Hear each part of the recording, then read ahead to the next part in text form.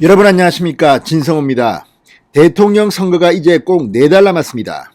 지금 윤석열 국민의힘 후보를 향한 검찰과 공수처의 수사, 그리고 이재명 후보와 민주당의 공격 정말 집요합니다. 이런 가운데 코너에 몰린 이재명 후보는 어제 기자들의 질문에 답하지 않고 계속 도망다니다가 결국 조계종 앞에서는 이 박찬대 민주당 수석대변인의 브리핑이 보이콧되는 상황까지였습니다. 지금 검찰 공수처도 비슷한 상황인 것 같습니다. 오늘은 김호수 검찰총장이 총장실 앞에서 기자들과 물리적 충돌을 빚었습니다. 내가 이런 대접을 받아야 하나, 김호수 총장이 격앙된 그런 태도를 보였습니다. 자, 지금 검찰이 공수처의 하청 수사, 하청 감찰을 하느냐는 지금 비난을 받고 있습니다. 이에 대한 기자들의 질문에 김호수 총장은 변변히 답변을 못한 것으로 보입니다. 그러면서 다음 일정을 이유로 물리적으로 기자들을 밀치고 나간 게 아니냐. 아무튼 지금 기자들이 격앙되어 있습니다. 그만큼 지금 문재인 정권은 윤석열 하나 때문에 온통 기자들의 질문에도 답을 못하는 그런 신세로 전락하고 있습니다. 자, 그래도 검찰총장 하면 권위라는 게 있었습니다. 그런데 이제 기자들에게 이런 대접을 받을 만큼 지금 검찰은 수준이 또는 품격이 대우가 달라지고 있습니다. 일선 검사들도 지금 부글부글 끓고 있다, 이런 전언들도 나옵니다. 김호수 검찰총장 오늘은 정말 대망신을 당한 것 같습니다. 진성호의 융단 폭격 시작합니다.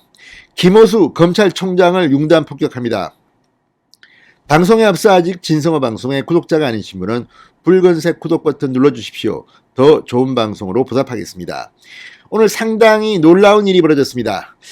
대검찰청 대변인의 공용 휴대폰에 대한 하청감찰 논란과 관련해서 김호수 총장이 오늘 출입기자들의 해명 요구에 제가 이런 대접을 받아야 하나, 강제력에 의해 급박을 받고 있다, 이렇게 말할 상황이 연출됐습니다. 자, 지금 윤석열에 대한 수사가 굉장히 많습니다. 그런데 그 중에 대부분은 지금 공수처가 한 4개, 5개 좀 하고 있습니다.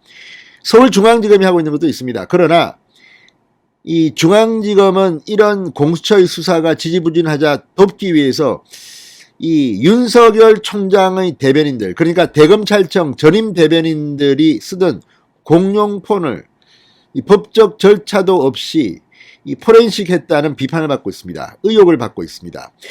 지금 당시 윤석열 대검찰청의 대변인들이 긴급 입장문을 낼 만큼 지금 굉장히 급박하게 돌아가고 있습니다. 여기에 대한 기자들의 질문인데 김호수 총장은 제대로 답변을 못한 모양입니다.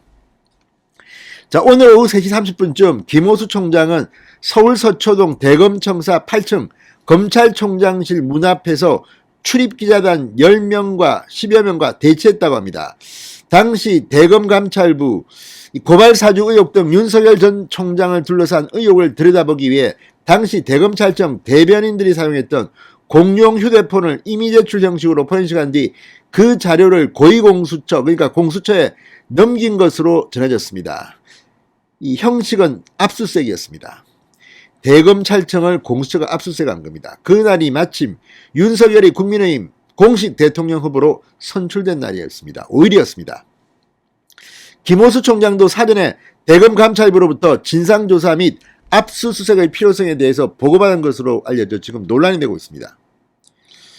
김호수 총장, 처신의 달인이라는데 지금 대충 이제 눈치를 끌은 걸까요? 아무튼 지금 묘한 일들이 막 벌어지고 있습니다.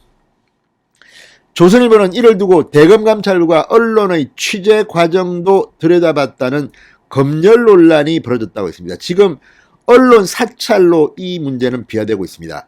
당시 대검찰청 대변인의 공용 휴대폰을 포렌식하면 거기에 보면 어느 신문, 어느 기자와 통화했는지 이런 게 다 나옵니다. 무슨 문자를 했는지 이걸 보면 이 사람들이 윤석열 편이구나, 이 사람들이 문재인 대통령을 비판하는구나, 이렇게 짐작할 수 있는 단서가 있을지도 모릅니다. 그래서 언론 검열은 민주주의에서는 해서는 안 되는 건데 이들이 지금 이런 일을 자행했다는 의혹을 받고 있는 겁니다.